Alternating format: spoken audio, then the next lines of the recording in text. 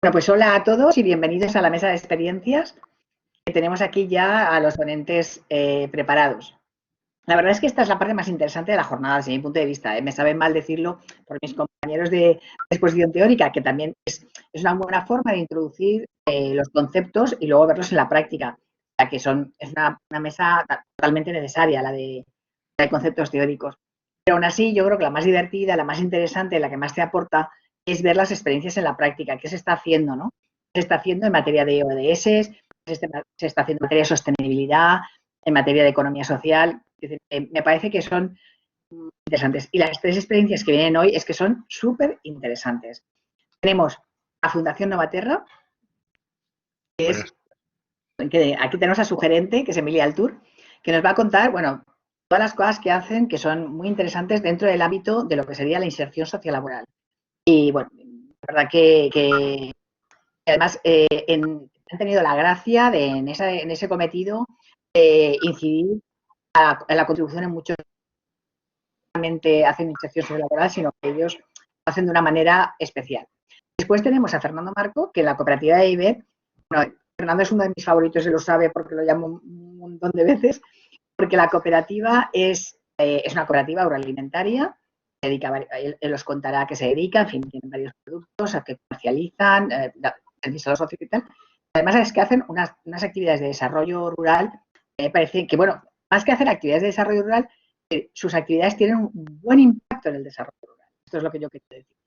Y me parece muy interesante. También, igual que decíamos con Fundación Novaterra, ha tenido la gracia de hacer su actividad económica de una manera que se alinean con los objetivos de desarrollo sostenible.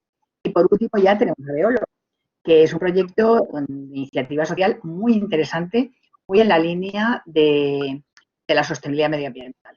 Y muy interesante, diferente. Vamos a ver que es una cosa diferente y que yo creo que nos va a parecer muy interesante, la verdad. Bueno, ya sin más dilación, empezaremos por Emilia Aldur, después Fernando Marco y por último María José.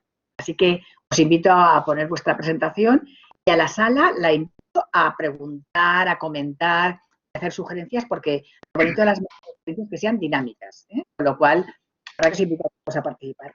Y muchas gracias a los ponentes por estar aquí. Bueno, pues nada, rompo yo el hielo. Gracias, Pilar, y hola, compañeros y compañeras de exposición, y bienvenidos a todos de nuevo a esta parte que, como dice Pilar, pues en principio ha de ser un poquito como más amena, ¿no? Y más. Bien, yo os voy a contar qué es la Fundación Novaterra, ¿de acuerdo? Y os voy a contar también dónde estamos embarcados en estos momentos y cuál es, digamos, nuestra peculiaridad. Me apoyo en esta presentación, que es cortita. La Fundación Novaterra. A ver, nosotros somos una fundación civil, ¿de acuerdo? Digo esto de civil porque nosotros tenemos una gran riqueza, que a veces es un poco cortapisa, pero la tengo que explicar, y es nuestro patronato. Las fundaciones de normal acostumbran a ser patronatos reducidos o muy asequibles, tal. Bueno, nosotros tenemos un patronato tremendamente amplio, o sea, 40 y pico miembros y creciendo, de los cuales 13 son entidades jurídicas, en las cuales hay entidades civiles y religiosas. La Salle, los amigonianos, las vedrunas, la Congregación Terciaria Capuchino, los franciscanos, pero también está FEBECA, Universidad de la Florida. Creemos que en la riqueza de la pluralidad de nuestro patronato, que es un patronato civil 100%, aunque hayan instituciones religiosas, está también una de nuestras riquezas, ¿no? Decimos que la fundación tiene más de 25 años y vosotros diréis, casi 30 o 24 como fundación. La verdad es que la fundación nació como asociación allá por el año 89 y al poco trabajó como asociación y se fue recorriendo hasta llegar a fundación, que fue a principios de siglo, hasta hoy. Vamos que la historia se remonta a 1989. Bueno, nosotros trabajamos con personas y con personas con dificultad, en principio. ¿Por qué digo en principio? Porque nosotros inicialmente, cuando iniciamos nuestros trabajos, nuestro foco era y es las personas con más problemas de acceso al empleo, ¿de acuerdo? Sí que es verdad que desde el año 2008, desde la crisis inmobiliaria del año 2008, digamos que la tipología de personas que se acercan a la Fundación Novaterra es una tipología muy amplia, muy amplia. Ya no gente que vive al borde, que también, sino ya gente, no sé si de usar la palabra, pero estandarizada, que diríamos. Así, hace 4 días estaba en un sitio y ahora, por desgracia, circunstancias varias de la vida, se han visto en otro sitio. Pero nosotros, como veis ahí, nosotros trabajamos con la promoción de personas y grupos con dificultad, acceso al empleo, ¿de acuerdo? Y básicamente a través de la formación, la inserción y la inclusión. A su vez, tenemos un voluntariado muy potente, distinto al profesorado, que colabora con nosotros. Y iniciamos nuestro trabajo en nuestra sede central de Paterna, en el barrio de La Coma. Quien conozcáis el barrio de La Coma, pues huelga explicar. Pero bueno, es un barrio de los antiguamente denominados barrios degradados, en las afueras de Paterna, pero que están más en Burjasot, al lado de otro barrio también, las 613 viviendas. Bueno, es un núcleo poblacional pues con una peculiaridad, ¿no? Y después nos expandimos a la ciudad de Valencia, en el área metropolitana, al COI, en la Alcoyà Comtat y en Alcira recientemente, en la Ribera, en plena pandemia, ¿no? La verdad es que tenemos una vocación de compartir. ¿Y qué compartimos? Pues nuestra forma de ser y cómo trabajamos. Nosotros, si queréis, me voy a ir un momentito a la siguiente página y volveré después a la otra. Nosotros trabajamos el mundo de la orientación, la formación y la intermediación laboral. Lo que llamamos, pues eso, el soft, ¿no?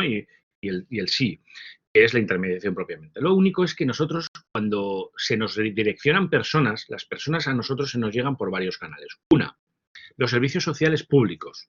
Nosotros estamos contactados con todos los servicios públicos de allí donde estamos ubicados. Y dos, la gente que nos conoce, organismos, instituciones, fundaciones, asociaciones de todo índole que saben de nuestra existencia y nos mandan a las personas.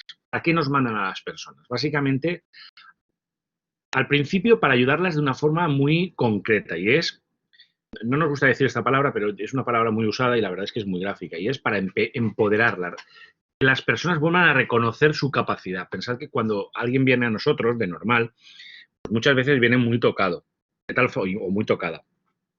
De tal forma que cuando trabajamos con ellos para ayudarles a insertarlos, no partimos ni del A, I, O, U. A veces partimos menos A, I, O, U. Cosas tales como higiene, el aseo, el compromiso con un horario, unas formas de hablar. Y eso lo hacemos a través de una figura que la hemos denominado viaje a la dignidad, ¿no? El viaje a la dignidad, lo que básicamente consta de una acogida y un diagnóstico de empleabilidad, un itinerario individualizado de inserción, de orientación y de formación. Lo hacemos todo a la persona, nosotros no somos una academia ni somos una escuela de formación al uso, no nos centramos en la persona en concreto. Sí que es verdad que si 2 personas necesitan un mismo aprendizaje en una habilidad concreta, pues aprovechamos y hacemos un de 2 o de 3. Pero la verdad es que trabajamos muy individualizado. De hecho, yo creo que una de las claves de este viaje a la dignidad precisamente es la capacidad individualizada de trabajo que tenemos con la persona. Con metodologías y con protocolos de calidad pues dinámicos. Estamos incluidos dentro de la red Incorpora de la Caixa, de tal forma que muchas veces cuando un empleador nos pide desde mozos de almacén a carretilleros, carretilleras, a cajeros, cajeras de tienda, bueno, pues sus propios jefes o sus propios directores de recursos humanos participan en la selección, de tal forma que así el éxito está garantizado, porque si nos piden 10, nosotros formamos 12 o 13 y rara es la vez que no capacitamos a esas 10 personas, ¿no? Viniendo de este ámbito. ¿Tenemos nuestra fórmula? Pues bueno, tenemos un equipo multidisciplinar, somos 16 profesionales en la fundación, más en el voluntariado. La verdad es que el tipo básico de trabajador, de empleado de la fundación es muy variopinto: jurista, economista, insertor social, trabajadora social, historiador, filólogo. No hay un perfil diseñado. La verdad es que lo que nos preocupa mucho es que las personas que entren a trabajar con nosotros sean gente que tengan capacidad de escucha, que sean gente que que quieran ayudar, pues es fundamental. Nosotros no nos definimos como trabajadores al uso, muy trabajadores que tengamos que ser, sino que nos volcamos mucho con la persona y eso hacemos mucho hincapié en los trabajadores. Tenemos un club de empresas amigas muy potente, trabajamos mucho la RSE con ellos, con el club de empresas, nos retroalimentamos mucho con ellos, ¿de acuerdo? Y esto hace que los diversos encuentros que vamos trabajando a lo largo de los años, bueno, pues estas empresas que cada vez es un grupo más numeroso, confíen más en nosotros y la verdad es que el grado de compromiso y de inserción de la gente con la que colaboramos es total. Es total, quiero decir, yo no quiero atreverme a decir que hoy es el día que esté por despedirse a un trabajador que hayamos formado y facilitado a nosotros, que igual sí que lo vi, pero se pueden contar con los dedos de una mano, porque la verdad es que la gente que viene habiendo pasado su itinerario por la fundación va con bastante garantía de éxito. De unos años acá, aparte de tener ese club de empresas y ese club de empresas amigas en el cual nos apoyamos y que vamos haciendo crecer, descubrimos que era importante también que nosotros, como fundación, ahora viene la parte más exótica o más rara quizás, lo que no se ve tan de normal, nosotros apostáramos también por crear empresas. De tal forma que nosotros, la fundación, con un tercero, con un emprendedor, emprendedora, montáramos algo, que ese algo sirviera para resolver un reto y resolver una necesidad empresarial, pero que a su vez fuera como un instrumento, ¿cómo no? Fuera un instrumento para ayudarnos a formar también a gente que vinieran a llamar a nuestras puertas y o bien formarla para quedarse o formarla para lanzarla al mercado. Y es ahí cuando hace unos años decidimos seguir una línea y fue la de, y vuelvo al principio, montar empresas sociales. Nosotros tenemos 3 empresas sociales, 3 SLs, Novaterra Catering, Novaterra Social Logistic y Quinaterra.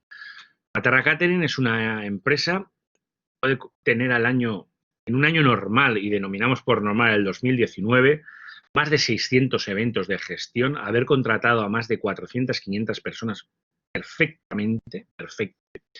Novaterra, la Fundación Novaterra es copropietaria con un emprendedor de esta empresa, ¿vale? En concreto tenemos la titularidad del 40% y el emprendedor el 60%, por voluntad propia, porque pensábamos de origen y seguimos pensando, el emprendedor, que es el corazón, el alma mater de la empresa, ha de ser el que tiene mayoritariamente las acciones porque lo ha de sentir como propio. Nosotros esto no es una inversión para ganar un dinero en retorno, no, nosotros lo hacemos como un instrumento, ¿de acuerdo?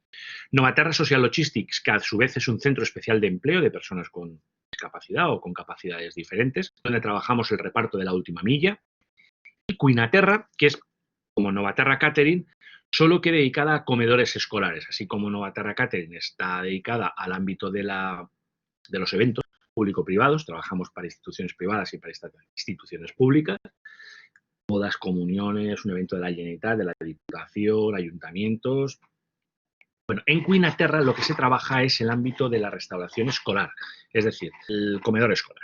En estos momentos estamos aportando alrededor de unos 1.100 menús diarios y es poco, la verdad es que tenemos más menús, o sea, más expectativas de crecer en este ámbito, pero en estos momentos la que más éxito está teniendo es Novaterra Social Logistics por el reparto, ¿no? Trabajamos con grandes compañías, nosotros hacemos la última milla de forma ecológica, es decir, nosotros usamos transporte eléctrico 100% y reparto de proximidad, aparte del hecho de ser un centro especial de empleo. Estamos también en estos momentos en fase de crecimiento y de ideación de otras empresas sociales que emprendedores se han acercado con nosotros. Porque nosotros tenemos un hito, aparte del hito fundacional y el hito de decidir trabajar con una línea de trabajo novedosa como es la titularidad de empresas propias. En el año 2018, Muhammad Yunus, el Premio Nobel de la Paz por los microcréditos a las mujeres en Bangladesh, vino a la Comunidad Valenciana y vino a conocernos, ¿vale? A conocernos y a conocernos. Estuvo con nosotros, estuvo 3 días. De hecho, esos 3 días se organizaron varios encuentros con la Generalitat, Ayuntamiento de Valencia y entidades como, por ejemplo, Caixa Popular, ¿no? Donde bueno, pues Mohamed Yunus le planteó a Rosendo Ortiz, el director general de Caixa Popular, un reto, y era la de establecer un programa de microcréditos para emprendedoras que tuvieran dificultad de acceso al crédito. El requisito era que fueran mujeres con dificultad de acceso al crédito. Sabéis que si se tienen casas, si se tienen nóminas, si se tienen negocios, ir a un banco y que te dé un crédito es relativamente fácil. Si no tienes nada de todo esto, en algunos casos eres una mujer inmigrante, como es el caso de muchas de las que trabajamos con ellas, el derecho al crédito está complicado. Entonces, a través de Caixa Popular se articuló un fondo que gestiona la Fundación Novaterra y que nosotros, en conjunto con un equipo de Caixa Popular, trabajamos una serie de creación y mentoría de empresas, de microempresas sociales, autónomos o pequeñas figuras. En estos momentos las creadas son empresas, son autónomas, que precisamente hicieron el lanzamiento a principios de junio, es decir, inmediatamente nada más se levantó el veto del confinamiento, ya estábamos trabajando con ellas año y pico, se les aportó 4 créditos, bueno, y estos 4 créditos dieron lugar a 4 emprendimientos de 4 mujeres, en este caso latinoamericanas las 4. Tenemos en cartera más que se están trabajando y que dio fruto precisamente de esta filosofía de Mohamed. Y también fruto de la filosofía o del acercamiento a esta forma de ver el mundo de la empresa. Recientemente, sin ir más lejos, la semana pasada, de hecho está tan reciente que no lo he podido ni incorporar a esta presentación, desde la Fundación Novaterra promovimos un espacio de encuentro que denominamos La Promotora. Hago un pequeño KitKat. Nosotros, durante estos 30 años, hemos descubierto que una de las claves del éxito, o del buen hacer, vamos a hablar del buen hacer de la Fundación, ha sido, lo primero, trabajar en red, en red interna con todos nuestros patronos, socios, asociados, voluntarios, y también en red externa, con amigos, amigas, empresarios, sociedad civil en general. De hecho, nosotros en nuestros estatutos fundacionales nos definimos como una respuesta a la sociedad civil valenciana. Bueno, pues ese trabajo en red creemos que ha sido una clave del éxito. Una segunda clave del éxito ha sido la creencia en una serie de valores centrados en la persona. Es decir, nosotros nacemos por y para ayudar a las personas, ¿de acuerdo? A encontrar trabajo, a ser parte del sistema y que a través del trabajo dignifiquen y se sepan encontrar un camino de vida, ¿de acuerdo? Yo decía que otro de los elementos de éxito creemos que ha sido la generosidad. Nosotros hemos querido aportar siempre de forma altruista, sin esperar, la verdad es que nada a cambio, pero porque creemos que dando es como se recibe, ideas, aportaciones a distintos ámbitos y nos hemos visto involucrados pues en proyectos súper. Pues, precisamente en esa tónica lanzamos lo que denominamos la promotora. La promotora lo que pretende ser es un espacio de encuentro de esas personas que manifiestan una inquietud por el emprendimiento social, el emprendimiento que se denomina de impacto, ¿no? Es decir, que además de ganar dinero, que es lícito, siguen un poco el paradigma que Mohamed Yunus plasma en su último libro, La economía triple cero, ¿no? Triple cero que responde a 0 pérdidas, o sea, rentabilidad económica, 0 daño social, rentabilidad social, 0 daño ambiental, rentabilidad medioambiental, ¿no? Bueno, pues nosotros bajo ese paradigma, hemos montado lo que se denomina la promotora, donde, tomando como hilo conductor los 17 ODS, los 17 Objetivos de Desarrollo Sostenible, lo que estamos haciendo es un llamamiento a la sociedad en general, a instituciones de todo tipo, público y privadas, a instituciones mercantiles y instituciones del tercer sector. Muchas ya se han mostrado interesadas para que participen en la promotora a través de su entidad y donde una persona que quiera emprender pueda verse acompañado de instituciones, ya os digo, de todo tipo, que hayan hecho una apuesta o que pivoten alrededor de uno de los ODS. La idea es que si yo, empresa X, mi RSC o mi no RSC, pero mi economía pivota sobre 1, 2, 3 o 4 ODS, pero sobre todo en uno, bueno, yo tutorizaré uno de los ODS y invitaré a otras empresas amigas o no amigas a participar en el ODS en cuestión, en el grupo de acción de ese ODS, aunque pivote sobre. De tal forma que cuando un tercero venga y quiera montar una empresa que piense que va a pivotar sobre ese ODS, nosotros vamos a ayudarles a pivotar y a crear esa entidad, ¿de acuerdo? La verdad es que tanto la administración pública como muchas empresas privadas y educativas, entre ellas la propia Universidad de Valencia o la Universidad Politécnica de Valencia o la Florida, han manifestado su intención de participar. Y esto está caliente en el horno, que fue la semana pasada, miércoles, jueves y viernes fueron la presentación. Decidimos presentarlo en Valencia, en Alcoy y en Alcira, respectivamente. Y de hecho tenemos que cerrar las presentaciones esta semana incluso, ¿no? Bueno, pues pensamos que la generosidad es otra de las características con las que ha contado la Fundación. Evidentemente, crear la promotora es crear también empresas de impacto, crear empresas de impacto que lo que hagan es ayuden a denostar, ayuden a luchar contra, por ejemplo, nuestra lacra con la que más trabajamos, la Fundación Novaterra, que es ODS 8, que es trabajo decente y crecimiento económico. Creemos que el trabajo decente y el crecimiento económico van unidos, no se puede entender uno sin el otro, ¿no? Nosotros para ello pues utilizamos nuestra RSC, tenemos interna evidentemente, a través pues de nuestros comités internos, nuestro plan de igualdad que tenemos renovado este año, nuestra mejora del convenio del sector de los servicios sociales al cual pertenecemos, o nuestra RSC externa a través de un diálogo muy fructífero con nuestros proveedores de todo tipo que creemos que han de ser mantener unos parámetros. Todo ello, y finalizo ya, lo volcamos después en las personas que se acercan a nosotros, las personas que vienen en nuestra ayuda. Y no es poco no habitual ver, es decir, que es habitual ver, más que no es no habitual ver, es habitual ver como personas que han pasado por la Fundación, personas que han encontrado empleo gracias a nosotros, pues algunos han acabado trabajando, son compañeros de trabajo en alguna de las empresas sociales e incluso en la propia Fundación, o han descubierto que tienen una virtud y lo quieren volcar en nosotros a través del voluntariado, o sencillamente están con nosotros apoyándonos a difundir nuestra misión, ¿no?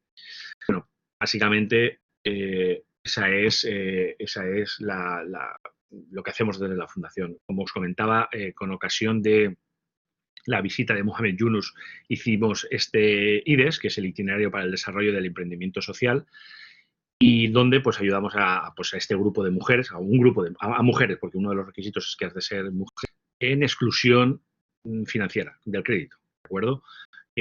Bueno, y como os decía, pues ya han habido 4 y la verdad es que tenemos en cartera bastantes más. De hecho, todos los meses hacemos comisión de seguimiento con Caixa Popular, que es la que aporta los fondos y que se ha portado tremendamente bien, tengo que decirlo, a las cosas por su nombre, y puesto que es una cooperativa, creo que procede decirla en este ámbito de la economía social, se ha portado tremendamente bien, de lujo, ole, y estamos teniendo un impacto bastante interesante. Caixa Popular también ha manifestado su intención de participar en la promotora, ¿no? Que es el último proyecto que hemos ideado desde la Fundación y que, bueno, que aportamos y que la verdad es que, bueno, Pilar pudo venir también a la presentación de Valencia y vio la presentación y estamos muy ilusionados en este momento con esta nueva línea de trabajo que lanzamos desde la Fundación. Y, no sé, yo aquí me quedo. No sé si queréis hacer preguntas ahora o esperáis a que mis compañeros de mesa hagan sus presentaciones y hacemos final. Lo que decida la presidenta de la mesa, que es Pilar y es quien. Emily, me preguntar ahora es un buen momento y si no, pues al final hacemos un debate, como queráis. Yo os animo a todos a participar. De verdad. ¿Alguien quiere comentar algo? Yo, Pilar, quería preguntar a Emily, ¿me escucháis? Sí. Está Antonio. Vale, es que como antes parece ser que no se me oía bien, ya estoy un poco... Nada, yo me gustaría preguntar a Emily un par de cosas que siempre quiero preguntárselas, pero bueno, en fin, no hemos tenido oportunidad. Emily, los colectivos, ¿cómo los captáis? Eso me parece muy importante. ¿Y qué vinculación tenéis con finanzas éticas? A mí eso siempre porque claro, como estamos hablando estamos moviéndonos en terrenos muy comunes, ¿no? Entonces yo entiendo que vosotros tenéis algún tipo de vinculación con tipo de finanzas éticas, que no sea exclusivamente Pilar, que no sea Caixa Popular, por ejemplo, no sé, eso sí que me gustaría. La captación de los colectivos, a mí me parece interesante para que la gente sepa cómo se generan esos itinerarios de inserción que vosotros desarrolláis ahí. ahí dentro. Pues fíjate, Muchas gracias. a ti por las preguntas. Mira, captación de colectivos. Nosotros no captamos colectivos, no nos dirigimos a nadie. Además, es un tema intrínseco, lo tenemos prohibido. Nosotros nos conocen, sí que trabajamos mucho con el mundo de lo público, en este caso ayuntamientos, básicamente los servicios sociales de los ayuntamientos, y con entidades que se dirigen a nosotros de todo tipo, llámese Cáritas, llámese Cruz Roja, llámese Proyecto Hombre, llámese, no sé, cualquiera. La verdad es que tenemos un elenco brutal. Entonces, estas entidades sí que nos conocen. Acostumbramos a hacer un encuentro al año, ¿no?, donde todos compartimos, donde, bueno, pues el catering lo hace una de nuestras empresas, Novaterra Catering, se generan diálogos, la gente sabe de nuestra existencia y son estas entidades públicas, en este caso son los servicios sociales, o privadas, llámese institución religiosa, llámese un colegio, llámese una cooperativa que forme parte del protectorado o que la conoce a través de otra que pertenece. Nos llaman y nosotros acudimos. Pero no hacemos... De hecho, a veces nos cuestionamos si tendríamos que tener una política a lo mejor más agresiva de conocimiento o de difusión, y es un debate que siempre está ahí, la verdad. Pero no lo tenemos. Y nosotros, al hilo de la segunda pregunta, una de las cosas que hacemos a gala, es nosotros lo de la N. Nosotros nos consideramos una ONG, ¿de acuerdo? Y hacemos gala de nuestra N, no gubernamental. ¿Por qué digo esto respondiendo a tu pregunta? Porque nosotros no nos atamos a subvenciones ni nos atamos a ayudas públicas. Nosotros intentamos generar lo máximo posible de nuestros recursos propios a través de las empresas sociales o aportaciones de los bolsillos de los patronos. Los bolsillos es del bolsillo, puro y duro, una cuota al año. Cuotas que van desde el cero es cero, hasta 5.000, 6.000 euros al año. No tenemos una obligación de cuota, no la hay. O sea, créete que hay gente que aporta voluntariamente, hasta el punto de que nosotros del 100% de nuestros recursos propios, aproximadamente entre el 85-87% son recursos propios. Solamente un 13% dependemos de subvenciones, pero subvenciones que van contra trabajos, es decir, se nos contrata para gestionar una formación X o tal. Entonces, contra eso, pero si nosotros no sale la subvención, no se nos hace un roto. Y esto a veces es una crítica que en el tercer sector muchas veces se ha de decir abiertamente. No puedes, tu razón de ser no puede ser única y exclusivamente depender de una subvención. Hacer un buen fin, perfecto, pero no puede ser tu única razón de ser. Y pues, desgraciadamente esto en el tercer sector se da. Nosotros somos promotores de la banca ética FIARE, ¿de la Comunidad Valenciana. De hecho, Francisco Covacho, que es patrono y es presidente honorario porque fue el fundador de la fundación, fue el introductor de FIARE, uno de los introductores de FIARE en el ámbito de la Comunidad Valenciana a nivel de banca ética. Y nosotros, entre esas aportaciones, una campaña brutal que hacemos ahora en Navidad que tiene que ver con la venta de flores. Vendemos flores. Pues oye, nos capitalizamos casi un cuarto del año con lo que sacamos vendiendo flores en esta campaña de Navidad. Y más aparte, por los itinerarios de inserción, más aparte de lo que aportan los patronos, de ahí nos nutrimos. Nosotros, nuestra RSC nos obliga a tener de forma transparente los ingresos y los gastos, y los tenemos. Estamos nosotros que creemos en el ODS 17 de hacer partenariado, ¿no?, el partnership, estamos en la Asociación Española de Fundaciones, donde por el mero hecho de estar estás obligado a publicar tus cuentas, por lo tanto son públicas. Cualquiera que se meta en la página web de Novaterra las encontrará. Y bueno, pues eso. No sé si creo que he dado respuesta a tus dos preguntas, Antonia. Por supuesto que sí, Emili, por supuesto que sí. Y sobre todo me alegra mucho porque cuando yo estaba haciendo la tesis que la hice sobre el tercer sector no lucrativo, hace ya muchos años, no me acuerdo casi, pues toda la documentación que venía, las referencias biográficas apostaban siempre por uno de las debilidades fundamentales de la economía social no lucrativa, como son las fundaciones. Bueno, pues era la dependencia del sector público, ¿no?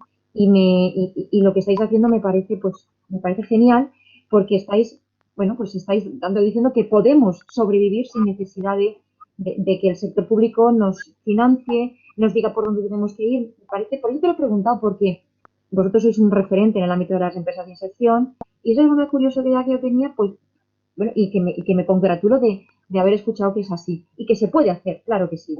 Y muchas gracias, y por supuesto que...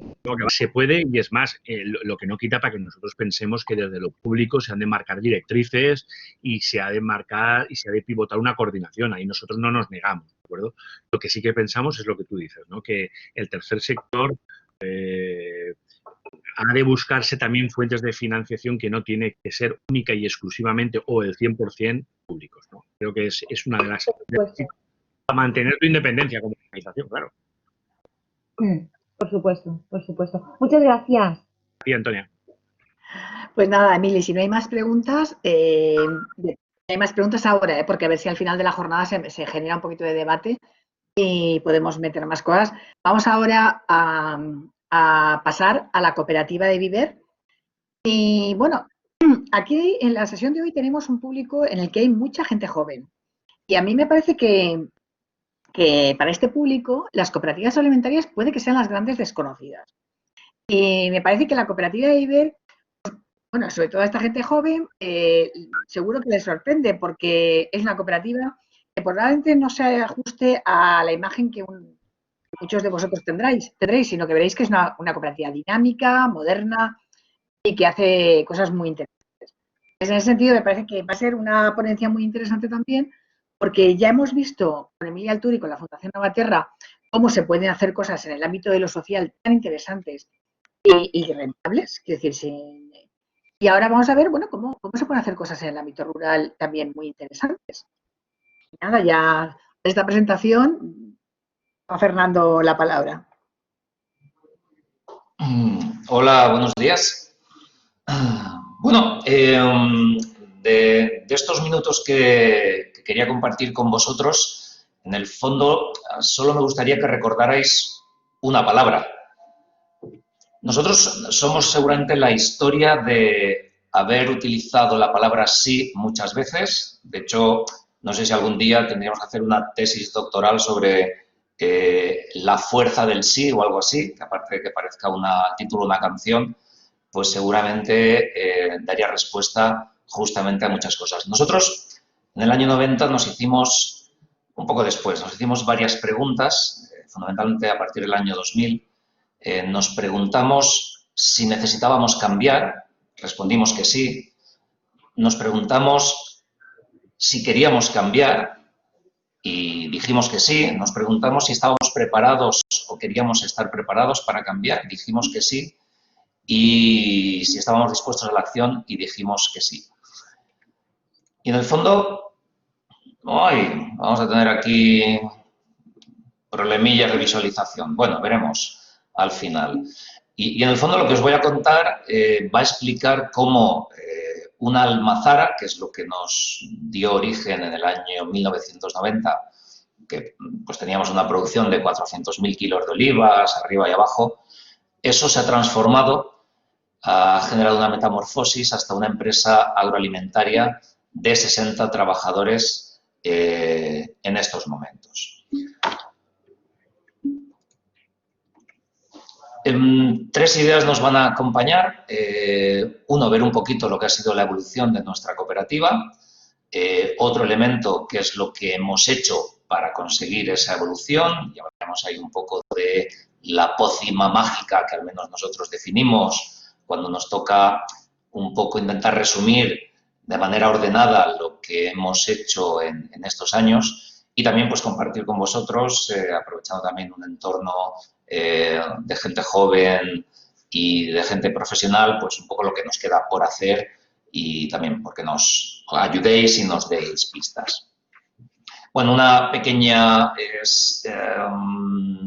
un poco de Google Maps para situarnos. Viver, imagino casi todos lo conocéis, o al menos el Alto Palancia. Estamos ahí a frontera entre Castellón y Valencia. En la frontera del Mediterráneo, nos gusta decir, estamos ya pues la última zona con potencial para los cultivos mediterráneos tradicionales, una población pequeñita, en una comarca pequeñita, 25.000 habitantes y con unas dificultades orográficas muy nítidas orientan, por lo tanto, la capacidad productiva y que, como después comentaré, esa existencia de dificultades en ocasiones nos ha servido para generar oportunidades y hacer, como diremos y demostraremos, de la necesidad virtud.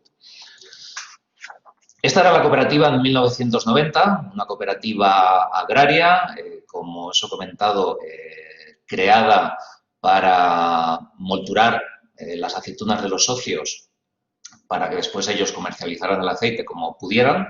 275 socios en origen, un trabajador a tiempo parcial que estaba en la cooperativa pues mientras la almazara estaba abierta, unos 400.000 kilos, 400 toneladas de producción agrícola y una facturación de 200.000 euros. Esto es lo que os decía, que se ha transformado ahora mismo en un dolor de cabeza estupendo y maravilloso. No es broma, ahora es lo que nosotros llamamos pues eso, un ecosistema completo de oportunidades para nuestra gente, para la gente de nuestro entorno rural y también para los jóvenes que algunos de ellos pues han conseguido o están consiguiendo estabilizar su vida en el pueblo en el que han nacido. Ahora somos ya 510 socios, una plantilla de 60 trabajadores repartida por los 4 centros de trabajo principales que tenemos, que van desde Almenara hasta Mora de Rubielos, una producción agrícola de 3.000 toneladas y una facturación que cerraremos este año con 10 millones de euros. En lo agrícola, este es un poco el pantallazo, para un poco que terminéis de conocer o de situarnos. Una producción de almendras de 1,5 millones de kilos, olivas en torno a 1.400.000, 40.000 kilos de la parte de frutas y hortalizas, que también es una de las últimas incorporaciones. Nueces también, como ahora mismo creo que somos la única cooperativa valenciana que produce y comercializa nueces, 25.000 kilos. Y el último proyecto, recuperando la tradición vitivinícola de la comarca que quedó arrasada a principios del siglo XX con la filoxera, estamos recuperando memoria, estamos rascando en el territorio para recuperar un poco las sendas y las huellas que dejó el mundo del vino hace ya varios siglos aquí, pues incorporando el proyecto de la comercialización de vino con unos 50.000 kilos, 50.000 botellas aproximadamente es lo que nos manejamos. Y después hay otros, que es en el fondo lo que nos está dando, por una parte, potencia de trabajo, es por otra parte lo que nos da la gran parte de trabajo y sobre todo esa parte de servicios que ahora comentaremos. Bueno, disponemos de una gasolinera, de una agrotienda que estamos abiertos de lunes a domingo, 4 supermercados charter, somos franquicia de la cooperativa Consum, que es pues, la principal cooperativa del arco mediterráneo, desde el punto de vista de facturación y de socios. Producimos electricidad con una instalación fotovoltaica, pues, ahorrando emisiones de CO2. Obviamente prestamos servicios agrarios para nuestras producciones y para los socios que así lo requieren. Servicios de gestión de otras entidades, digamos, hemos creado una especie de gran oficina técnica que nos permite dar servicio a otras empresas que se acercan. Una parte de servicios a las personas, de telefonía, electricidad, seguros. Es decir, muchas veces lo decimos, en el mundo rural necesitamos empleo y servicios y esto forma parte de esa estrategia. Y también una diversificación de productos, pues lo último puede ser una línea de cosmética basada en nuestro Virgen Extra y toda la línea de agroturismo que después comentaremos más adelante. Os he dicho que recordéis el sí, pero en fin, sois gente de talento, que menos que podáis también recordar alguna otra cosa. Y esto en el fondo sería, yo creo que cuando descubrimos esta frase pronunciada por Andy Stallman, en el fondo es lo que fue como mirarnos al espejo y decir, pues caramba, es que es verdad. Muchas veces el tamaño, obviamente, te condiciona, te facilita en función del punto en el que estés, pero lo que marca la diferencia al final en la vida de las empresas es su velocidad y es su capacidad para adaptarse, para asumir retos y para poner en marcha sus compromisos o sus sueños. Y ahí es donde estamos. Con ese metabolismo acelerado es donde esperamos seguir y hasta ahora lo que nos ha permitido pues esa evolución, esa metamorfosis que antes os señalaba. Hay un conjunto de ingredientes secretos y, bueno, como entenderéis, es una forma simplemente de llamarlos, porque no tienen nada de secreto, nada de misterioso. Nosotros lo que hemos hecho es abrir mucho los ojos, hemos seguido una estrategia muy de búho, abrir los ojos, aprender e intentar después aplicar en nuestro día a día eso que veíamos que en otras partes funcionaba, a veces del mismo sector en otras empresas, a veces de sectores diferentes, a veces de cerca, a veces de lejos. En definitiva, hacer ahí esa pócima con panoramics ahí moviendo para darnos esa capacidad de evolución. Y un poco lo que ahora os quiero mostrar en 9 pantallazos es un poco ese mapa estratégico, ese camino que hemos ido siguiendo y un poco con las claves que hemos utilizado para ese fin.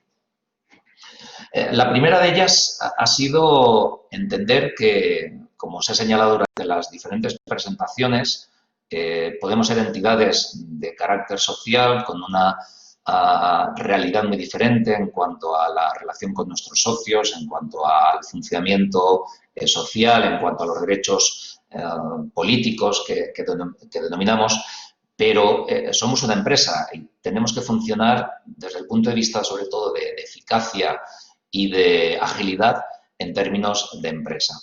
Nosotros lo primero que empezamos fue intentando profesionalizar la gestión de la cooperativa. En las cooperativas, como se ha señalado, bueno, pues hay 2 grandes órganos. Uno es la Asamblea General, que es la que anualmente, al menos una vez, tiene que reunirse para determinar pues, si las cosas se están haciendo como toca o no. Y el órgano de gobierno principal, que es el Consejo Rector. Bueno, muchas cooperativas, al menos las de nuestro entorno, cooperativas pequeñitas, se quedan ahí con ese funcionamiento y, sobre todo, trasladando a la Asamblea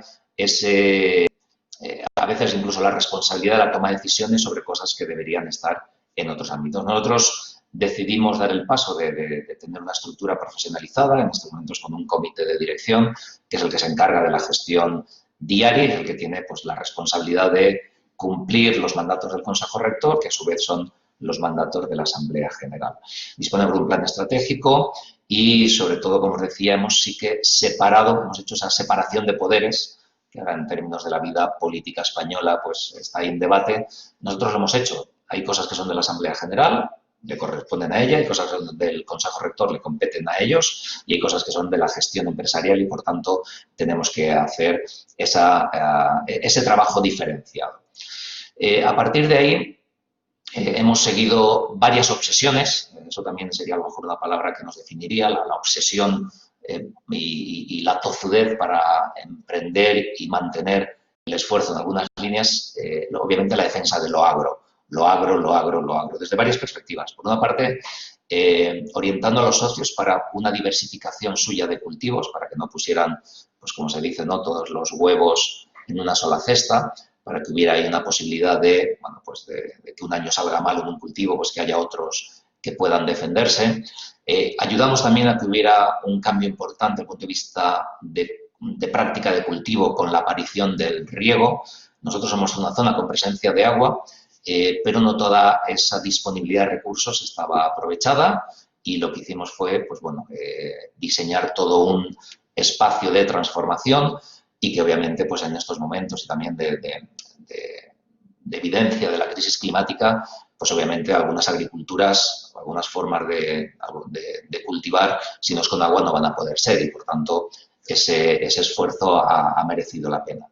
Y después, sobre todo, desde el punto de vista de comercialización de lo agro, que después comentaremos un poquito, ahí tenemos 2 grandes patas. Una, hay productos que entendemos que bueno, se acercan al concepto de commodity, es decir, producidos en grandes cantidades, como puede ser la almendra, donde no tenemos capacidad para poder ofrecerlas en formatos pequeñitos a un consumidor final y que ahí lo que nos da fuerza es haber concentrado la producción en un entorno cooperativo, como es una cooperativa de segundo grado, y que esa cooperativa de segundo grado es la que tenga la capacidad industrial y la capacidad de comercialización para poder entablar relaciones de tú a tú con los grandes espacios de consumo, sea la industria o sea las grandes cadenas de distribución alimentaria. Por tanto, una primera estrategia de concentrar la producción para que el volumen nos dé fuerza. Y hay un segundo elemento que es el de los productos con relato, que hemos denominado, los productos que tienen la de interpelar al consumidor porque tienen una historia detrás, porque son diferentes, porque son singulares, porque es una variedad autóctona, porque es una forma de elaborar diferente.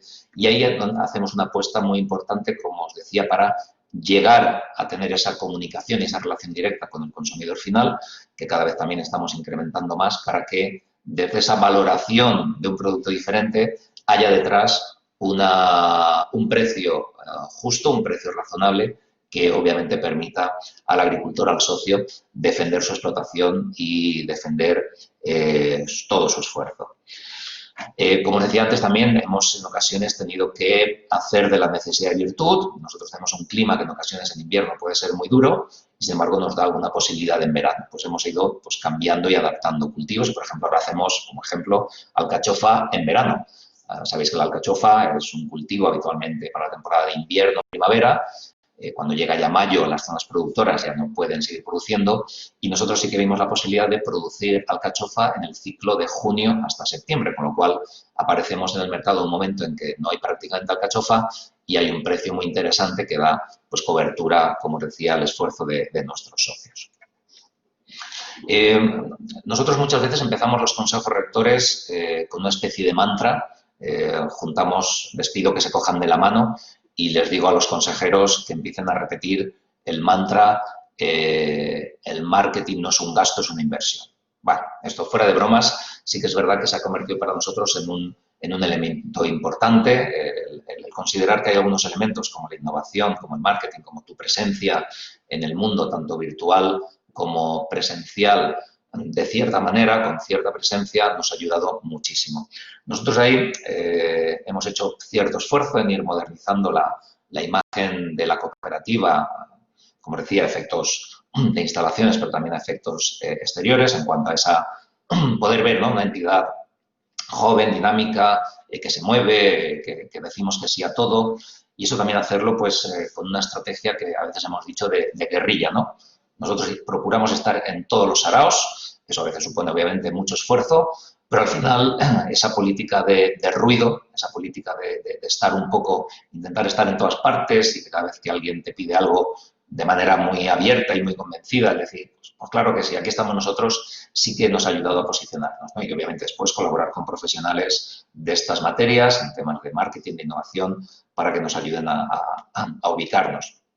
Ahora estamos trabajando sobre todo algunos temas de sostenibilidad ambiental, con el cambio de formatos de algunos envases, cambiar los materiales de PET a materiales biodegradables, compostables, como el almidón de maíz. O también estamos, por ejemplo, con Lágrima, que es nuestro gran virgen extra, pues ahora mismo es el único aceite valenciano certificado en huella de carbono.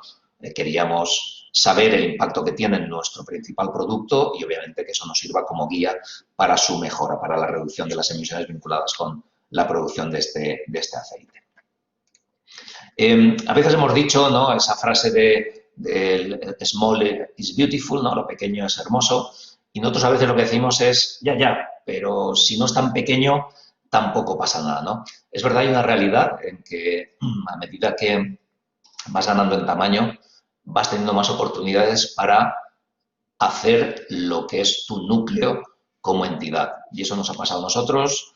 Pues yo recuerdo hace 15 años que éramos muy pequeñitos, cuando te planteaban alguna acción de marketing, alguna acción de desarrollo rural o alguna acción incluso de colaboración, de responsabilidad social, pues llegabas hasta donde llegabas. Una vez has crecido y tienes otro tamaño, cualquier posibilidad de futuro la ves de otra manera, ¿no? Entonces nosotros hemos seguido una estrategia que hemos llamado de mesa.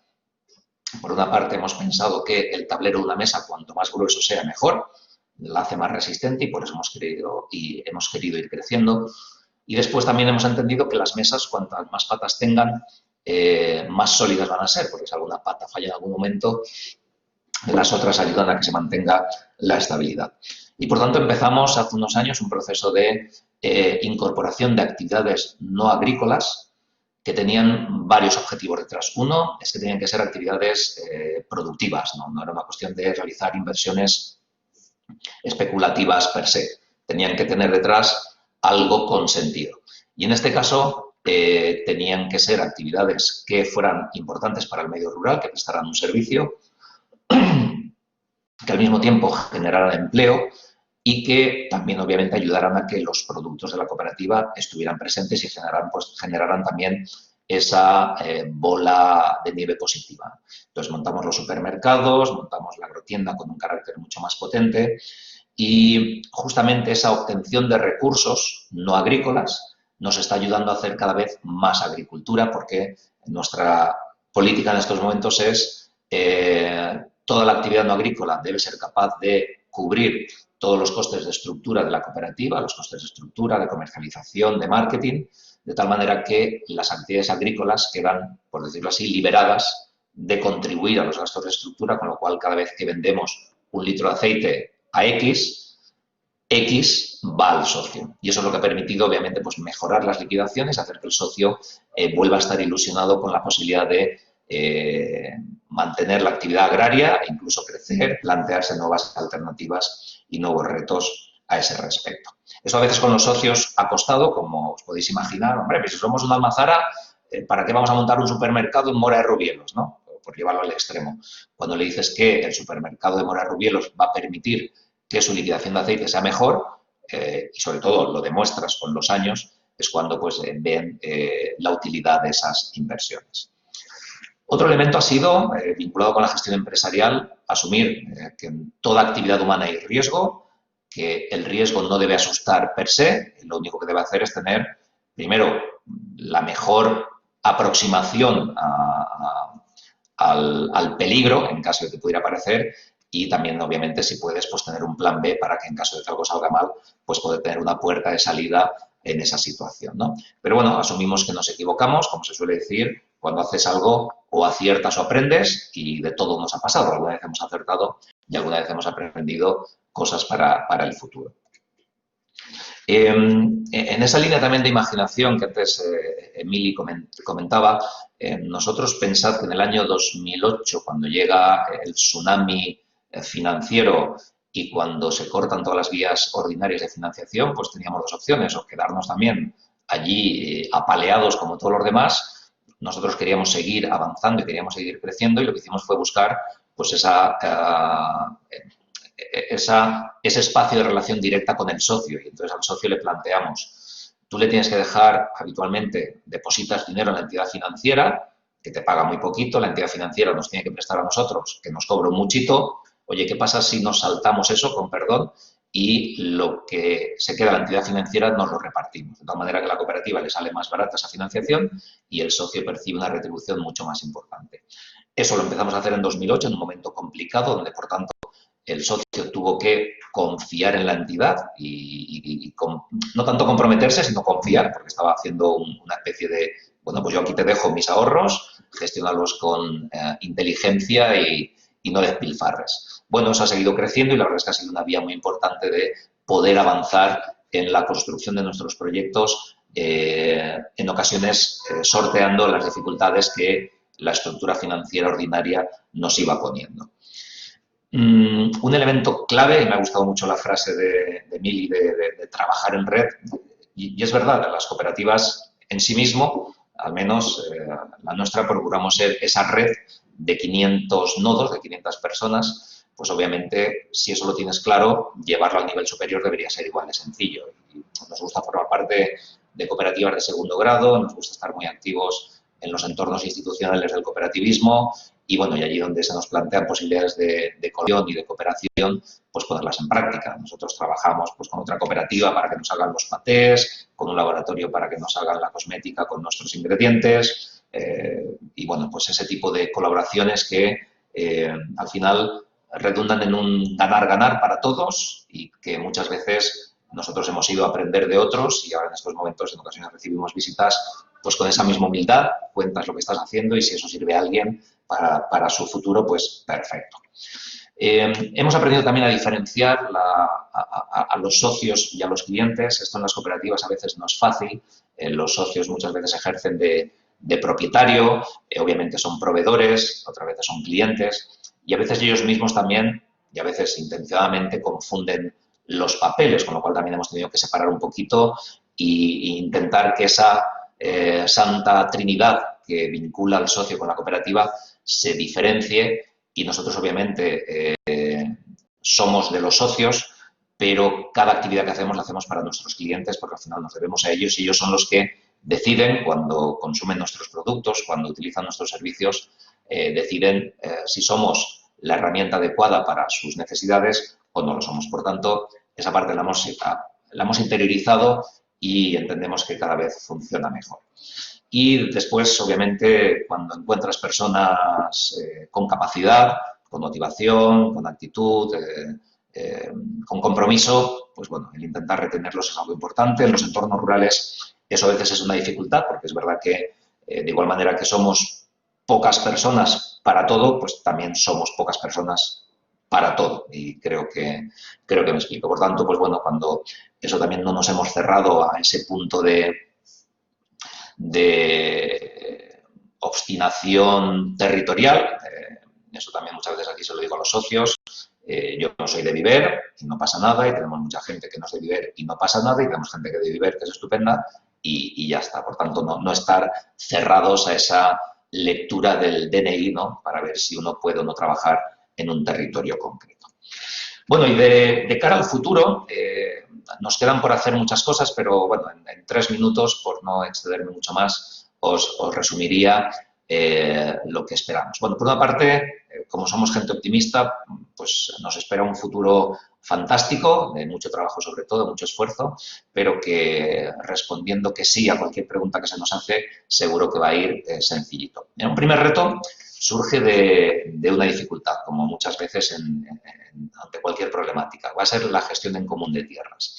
Nosotros tenemos una realidad complicada que es una población de socios envejecida y un territorio muy fragmentado, con lo cual hay ocasiones en que la productividad agrícola, desde el punto de vista económica, se complica. Y unos socios que no tienen relevo generacional, que a veces se nos han planteado, deje detrás de mí no hay nadie, ¿cómo hacemos? Ante eso la respuesta ha sido ese planteamiento de gestión en común. Es decir, la cooperativa se hace agricultora, se convierte en productora.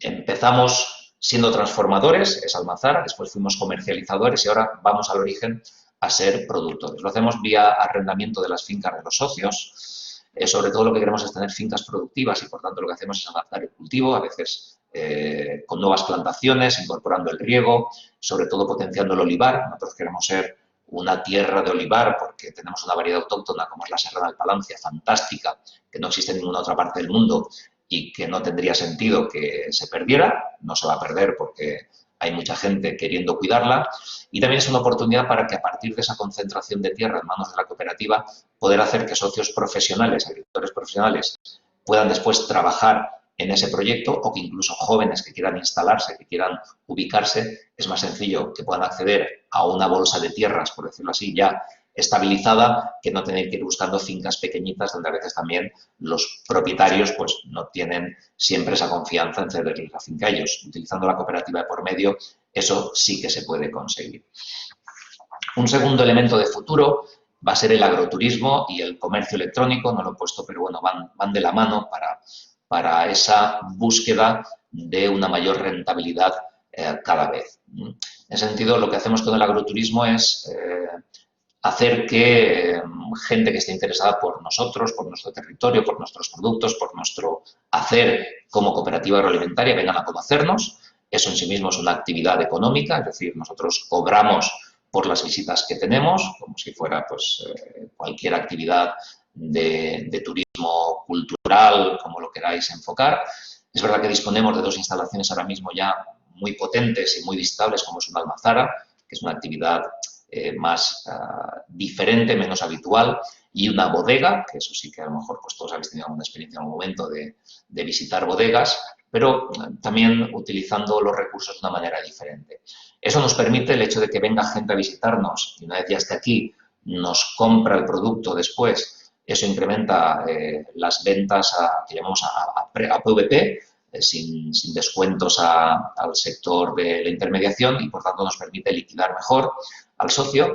Nos ayuda a difundir la cultura agroalimentaria, el tener aquí gente en un entorno relajado, pues te permite hablar de las dificultades del socio, de la importancia de la seguridad alimentaria, de cómo conseguir relacionarte mejor con el propio cliente y le da también valor al territorio en la medida en que tenemos gente que nos visita a fin de semana, una vez acaba la visita son las 2 y por tanto pues lo normal es que se quede a comer una vez ya esté aquí, aprovecha, que vaya a comprar a la carnicería, al horno y de alguna forma somos vectores y tractores de personas en el territorio que ayuda a nuestro territorio a que se consolide. Y un último elemento, el más difícil de todos, es lo que hemos llamado las economías de escala. Estamos en un entorno de mini cooperativas locales, con muchos agricultores en muchos pueblos, en ese punto de tristeza, de melancolía y de no animarse a cambiar las cosas, esa especie de desánimo y de abandono. Y lo que estamos intentando, pues eso, es crear espacios de colaboración, de trabajo en red más grandes, más agregados, donde no es fácil, porque hay muchos localismos y que a veces aquí nos reímos de la rivalidad Madrid-Barça, ¿no? Esto es peor, aquí 2 pueblos vecinos nos podemos llevar peor que cualquier partido de fútbol, ¿no? Pero sí que es verdad que vemos esa oportunidad para los jóvenes en la medida en que vamos generando unidades de negocio más grandes, actividades económicas más consolidadas y al final lo que hace falta es esa actividad económica para que pueda haber empleo para que los jóvenes se puedan quedar aquí, ¿no? Y lo que solemos decir, ¿no? La madre al final de todas las claves, de todo lo que haya dicho, el sí es un elemento fundamental y sobre todo es esa voluntad de querer hacer las cosas, ¿no? Eso sí que lo hemos aprendido en este tiempo y por tanto ese triple mensaje sería la fuerza del sí, esa voluntad de querer y esa velocidad que tenemos que imprimir las empresas y sobre todo esa sensibilidad que debemos tener en el medio rural para aprovechar los recursos que tenemos y para dar oportunidades a nuestra gente. Muchas gracias.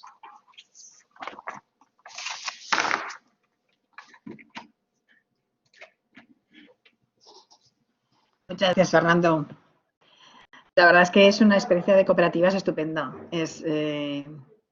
Se hace, no sé, yo siempre lo digo, que generáis ahí un movimiento y dinamizáis el territorio. Tenemos que estudiar el impacto económico que habéis tenido y para cuantificarlo.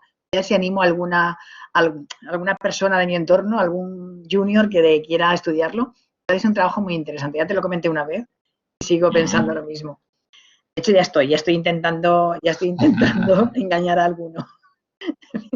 Bueno, pues nada, si hay alguna pregunta o alguna cuestión. ¿Alguien quiere comentar algo?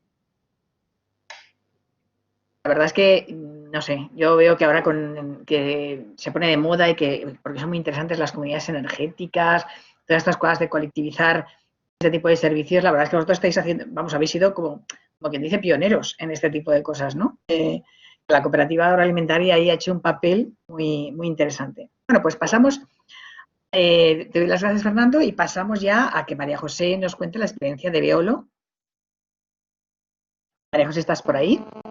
Sí, estoy aquí. Lo que no sé si me veis el vídeo. No te vemos, no. no. Lo veo. Tienes que darle... Sí, ahora. Lleva un poquito de retraso. Ahora sí, es que le cuesta un poquito, ¿eh? Sí, exacto. Estoy cargando la presentación, o sea que en breve la tendremos en pantalla, creo. Sí, la veis, ¿verdad? Fenomenal, sí, se ve muy bien. Ahora a ver cómo se te oye. ¿Vale? ¿Qué tal? Se oye bien, pero se oye como un poco de ruido de fondo. Vale, espera un momentito que me acerque esto. Vale. ¿Qué tal ahora? Ahora mejor, sí. ¿Sí? Bueno, pues me retiro yo, ¿vale? Y nada, te dejo con este caso de emprendimiento social tan interesante. Muchas gracias, Pilar. Bueno, en primer lugar, agradecer a la organización el invitarnos a participar en estas jornadas. Y bueno, especialmente a Antonia porque me ha acompañado un poquito en lo que era la organización y hasta el último momento para ver de cargar mi presentación. Entonces, ahora ya la tengo delante, o sea que vamos allá. El objetivo principal es contaros nuestra experiencia de emprendimiento social. Nosotros no llevamos tanto recorrido como los casos anteriores que acabamos de escuchar, pero compartimos con ellos muchos aspectos. Como por ejemplo el sí del que hablaba Fernando, decimos que sí a casi todo. Somos pequeños, pero nos intentamos mover rápido, ¿no? También por lo que se planteaba en otra de las intervenciones. Bien, o sea que vamos allá. Yo voy a transmitiros un poquito nuestra experiencia y a compartirla con vosotros. Bien, A ver. Bien, me gusta empezar siempre por el de dónde venimos, ¿no? Yo me defino como emprendedora y hoy en día puedo decir que soy emprendedora social. Sí, entonces, yo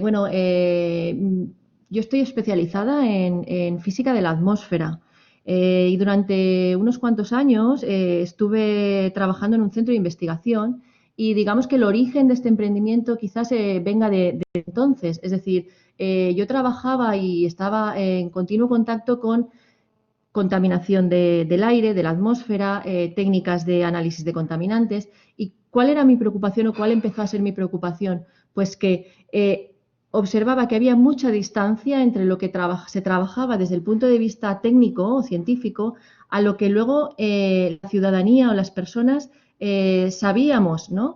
Es decir, sabíamos para protegernos o para cuidarnos, ¿no? Nuestra salud principalmente y las de nuestro entorno.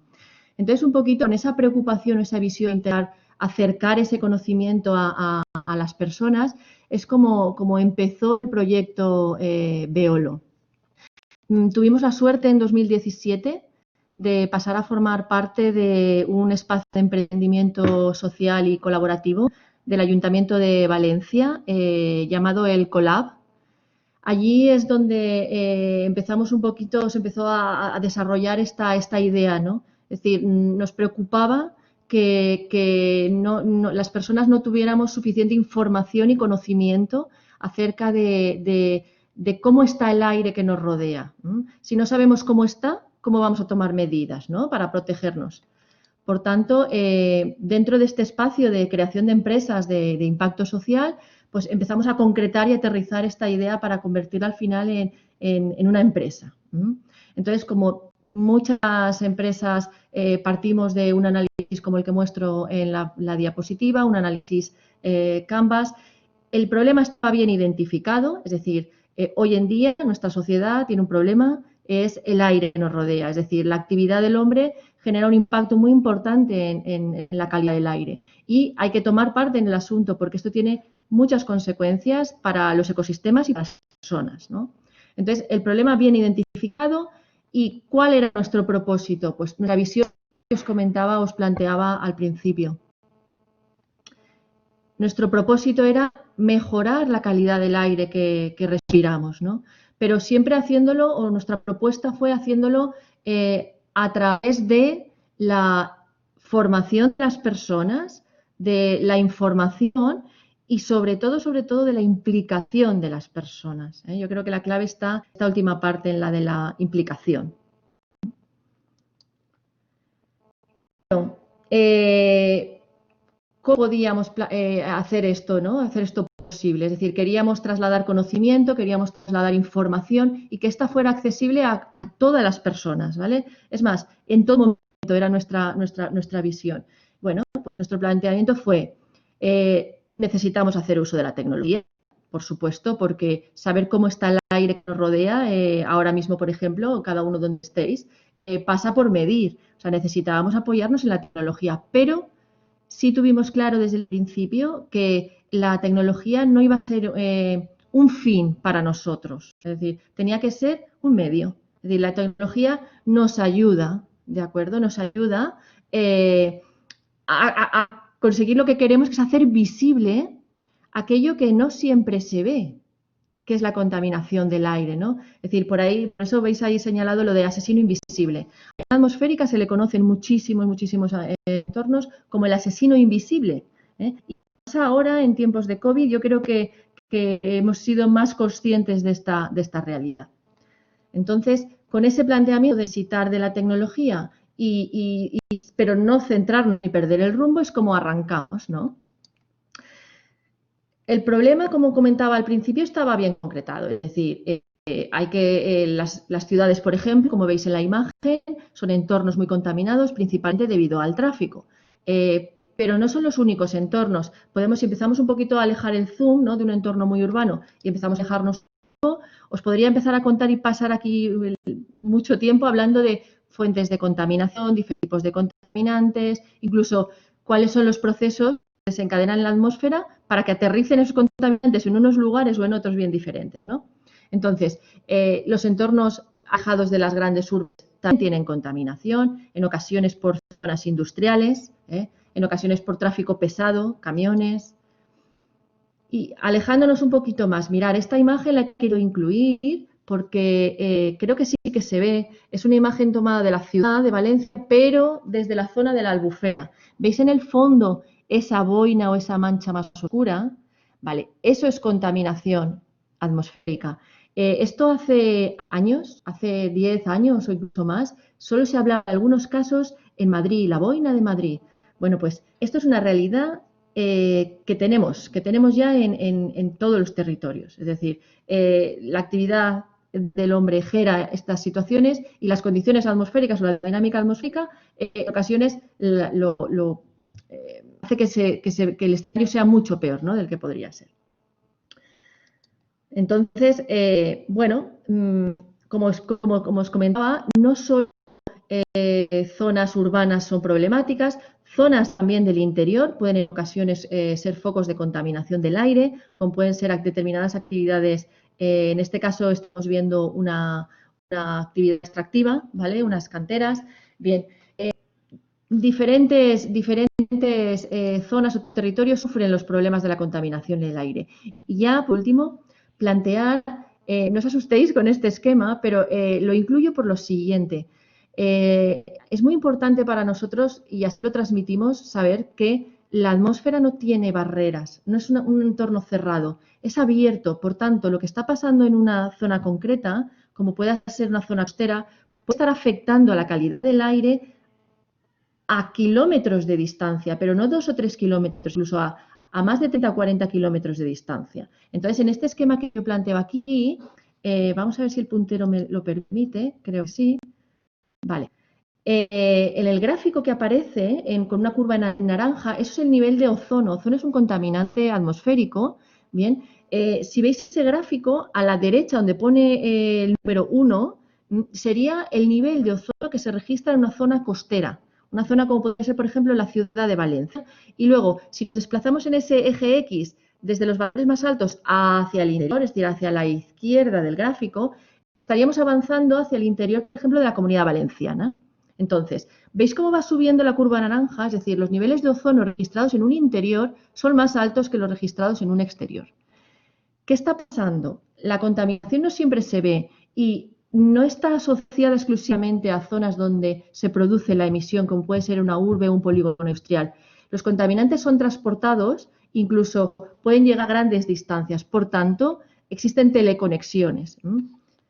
De ahí que nosotros abordemos o trabajemos en diferentes zonas y diferentes entornos. Volviendo a nuestro objetivo social, como contaba, Veolo lo que quiere es implicar a las personas, hacer esa formación, ese conocimiento y la información necesaria para tomar buenas decisiones. Por supuesto, trabajamos o colaboramos con profesionales que tengan elevada capacidad de impacto social. Es decir, por ejemplo, colaboramos y trabajamos con profesores, con personal del ámbito sanitario, es decir, son personas o profesionales muy cercanos a la ciudadanía, formándolos o trabajando con ellos, conseguimos que a su vez transmitan ese conocimiento y esa formación al resto de la sociedad y por tanto el impacto es mayor. ¿Cómo lo hacemos? Pues vamos a ver. Bueno, perdón, he incluido esta diapositiva porque estaba muy conectada con el tema de las jornadas y es la conexión entre calidad del aire y objetivos de desarrollo sostenible. No voy a entrar en detalle porque igual me extiendo demasiado, pero sí que quedaros, por favor, con la referencia que aparece al pie. Es un documento de UNICEF y que conecta o explica la calidad del aire con los objetivos de desarrollo sostenible. Es decir, de los 17 objetivos que tenemos, 10 están conectados con la calidad del aire. 10.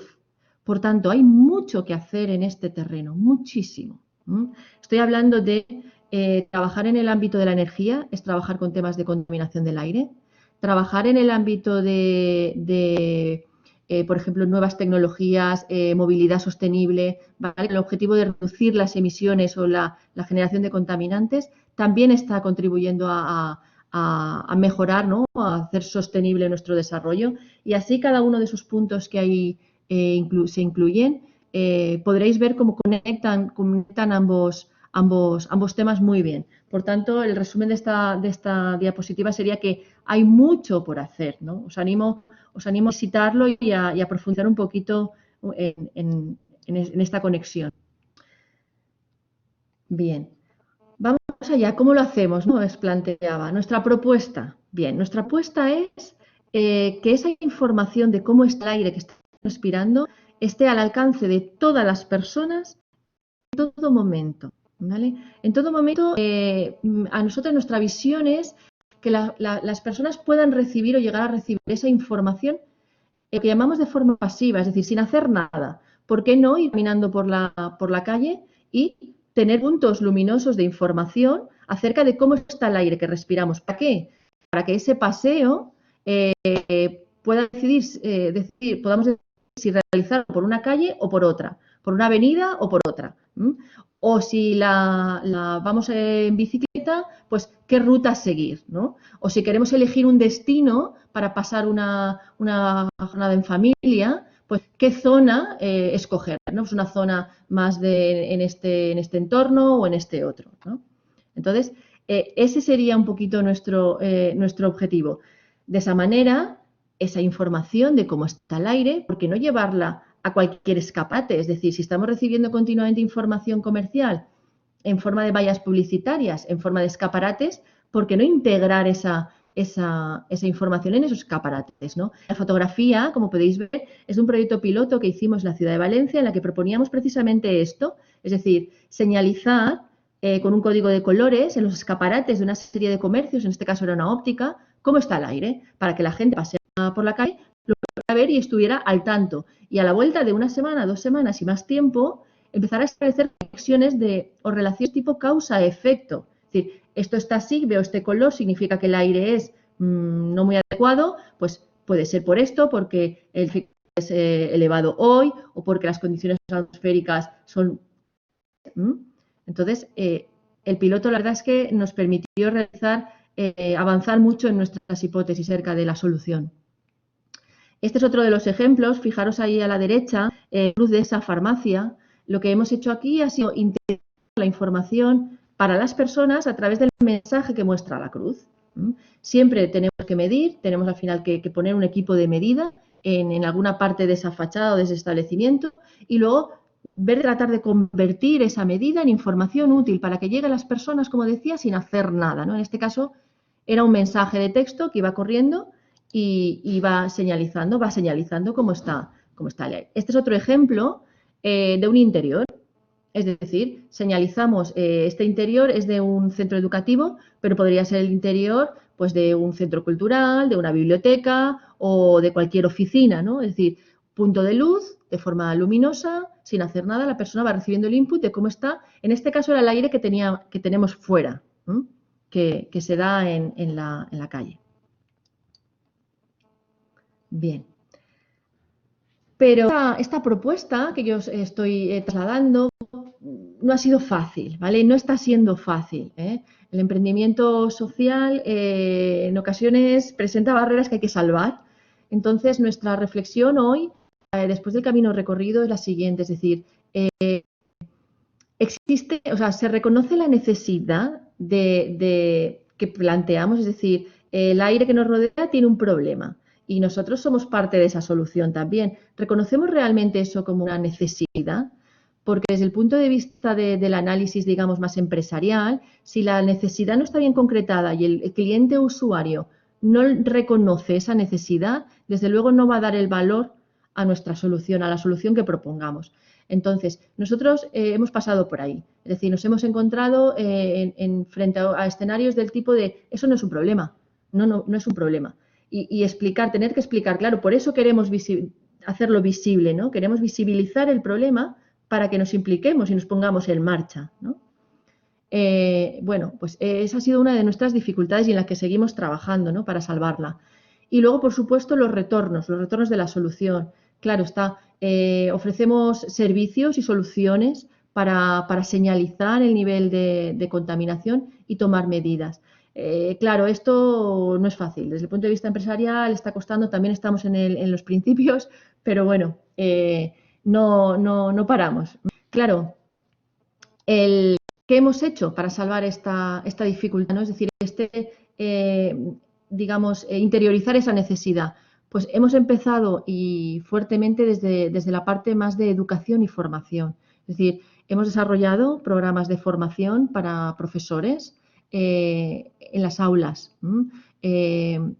Claro, la innovación está precisamente ahí, es decir, en que desde el punto de vista educativo es innovador y desde el punto de vista social, como ya os expliqué anteriormente, porque la información llega sola o pretende llegar sola a las personas, ¿no? En el ámbito educativo tenemos programas de formación en diferentes centros educativos a través del CEFIR, el Centro de Formación del Profesorado, desarrollamos cursos y los alumnos al final formamos a los profesores, pero los alumnos al final son los que trabajan en proyectos de centro. Acaban trabajando, pues cada centro trabaja el aspecto que más le interesa o más le preocupa, principalmente dependiendo de dónde estén, es decir, del territorio. Aquellos territorios donde preocupa la movilidad, pues se trabajan proyectos de movilidad sostenible. Aquellos territorios donde preocupa la parte más, digamos, de energía o de emisiones atmosféricas debidas a la generación de energía, o porque hay algunas actividades industriales que tienen un impacto importante en el territorio, pues se trabajan esa problemática, ¿no? En esta imagen he querido mostraros cómo lo hacíamos, ¿no? Es decir, como os contaba, utilizamos la tecnología, entonces en los centros educativos se instalan equipos de medida y en el interior se señaliza con algo tan básico como una bombilla o un punto de color cómo está cambiando el aire para que toda la comunidad educativa sea consciente. No solo los profesores, por supuesto, sino alumnos, familias, trabajadores del centro. Y es sorprendente el impacto que llega a tener en toda esta edad educativa.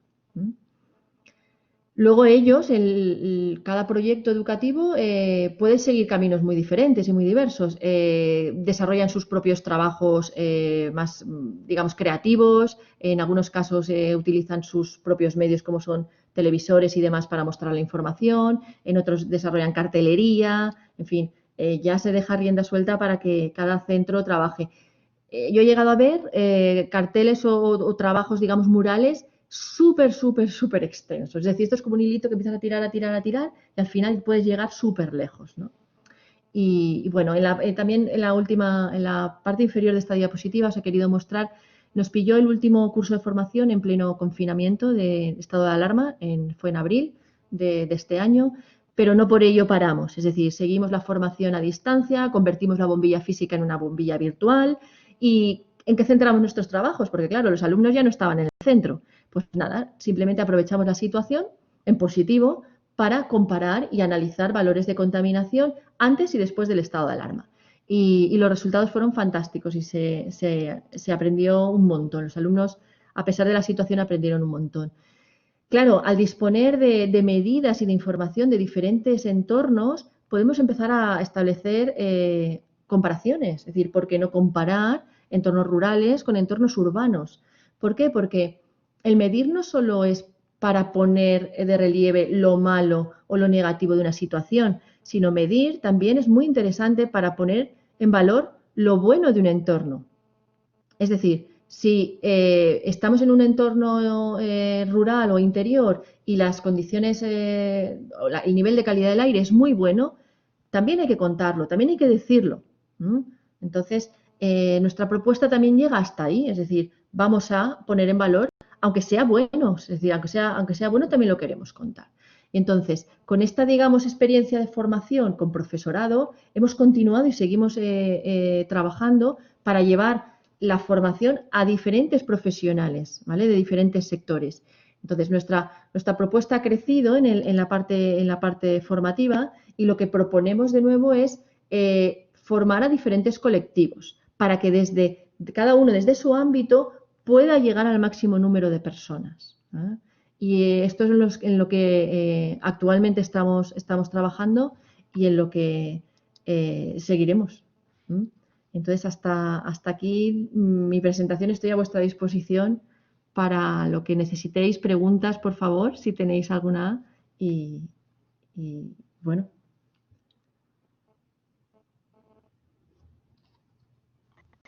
Bueno, no sé si habrá alguna pregunta. Muchísimas gracias, María José. La verdad que es un proyecto súper interesante y muy en la línea de lo que hace falta hoy en día, ¿no?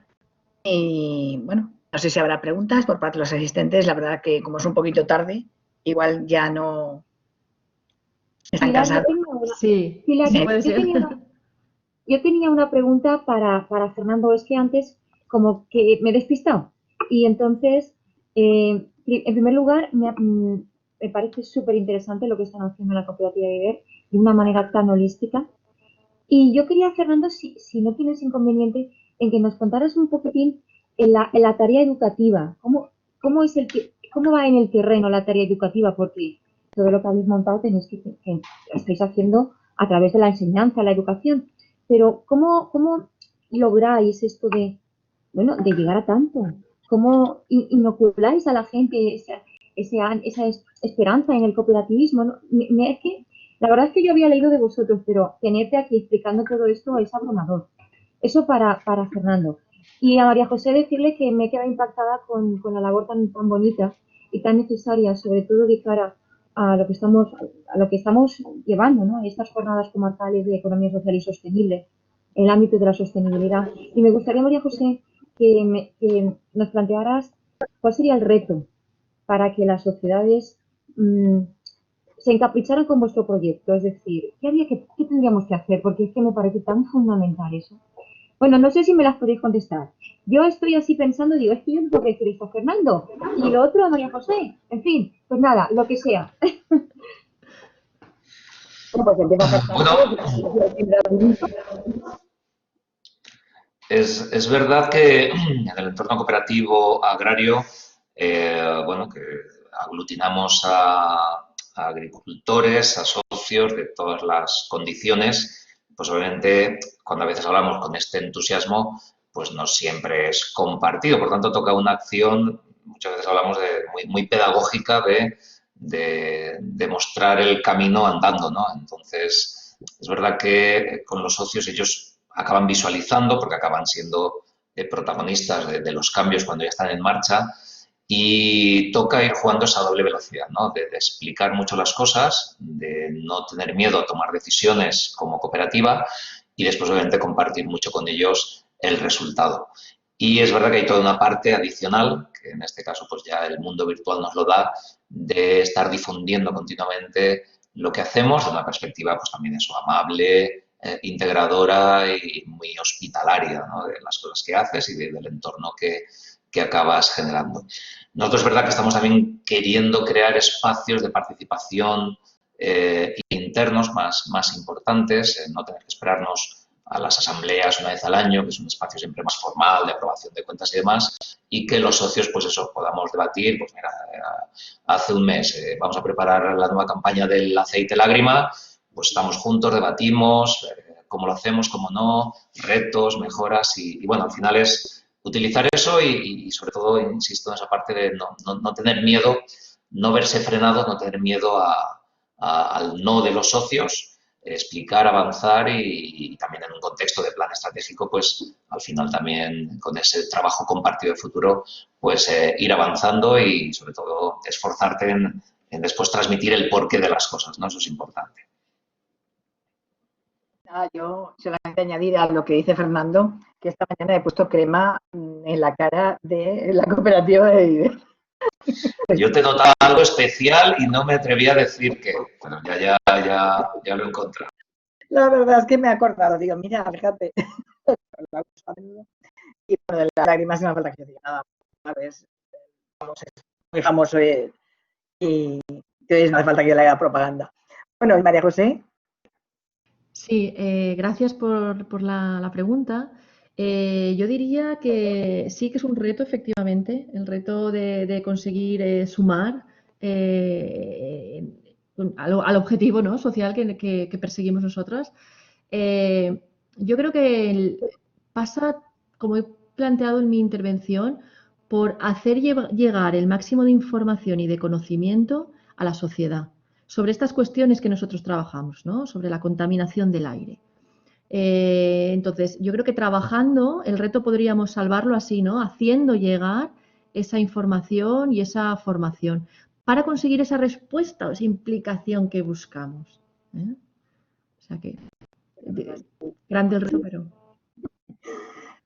Yo, nada, quería, si no hay más preguntas, quería daros las gracias a los ponentes y muy sinceramente, por lo que hacéis y por venir a contarlo, ¿no? Y luego, nada, los asistentes que han aguantado estoicamente toda la mañana, una mañana muy intensa, la verdad, que muy interesante, te voy a decir, pero también muy intensa, y que ya, bueno, pues a estas horas ya deben estar cansaditos. Y nada, emplazaros a que mañana tenemos una jornada similar en Sagunto, esta es presencial, por si alguno quiere acudir, está abierto de inscripción, y sí, bueno, pues ahí está. Y ya, como comentaba antes Fidel, pues el 2 de noviembre tenemos otra jornada de asociaciones en Chiribella y los días 10 y 11 de noviembre tenemos 2 seminarios de cooperativas en Liria y en Sagunto. Y nada más, animaros de verdad a participar en las actividades del aula empresocial y bueno, así todos juntos a ver si podemos promover estas cosas de la economía sostenible que la verdad nos interesan a todos. Un abrazo a todos. Un abrazo, Pilar. Un abrazo. Adiós. Gràcies. Adiós, Fidel. Adéu, adéu. Adiós, gracias. Bueno, mos veiem demà, els que mos veiem demà.